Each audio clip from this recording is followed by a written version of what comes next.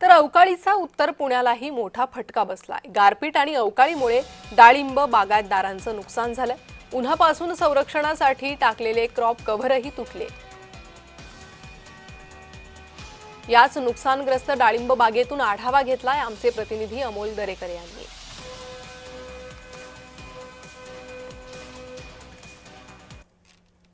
राज्यात वादळी वाऱ्यांसह अवकाळी पावसाचं आगमन झालं आणि शेतकऱ्यांचं मोठं नुकसान झालं। मी सध्या डाळिंब बागेमध्ये उभा आहे। आपण या ठिकाणी पाहू शकता की आच्छादनासाठी वापरलेला हा खरं तर कापड अक्षरशः फाटून गेलेला आहे आणि ही बाग अक्षरशः कोलमडून गेलेली आहे। या ठिकाणी दुहेरी संकट, मजुरांची टंचाई आणि या फळबागांसाठी शेतकऱ्याने मोठ्या मेहनतीने पिकवलेली ही फळबाग अक्षरशः उद्ध्वस्त होताना पाहायला मिळत आहे। या ठिकाणी डाळिंबांच्या जे फळ आहे त्याला खरं तर गारांचा मारा लागून खरं तर या ठिकाणी हे फळ खराब होताना पाहायला मिळत आहे।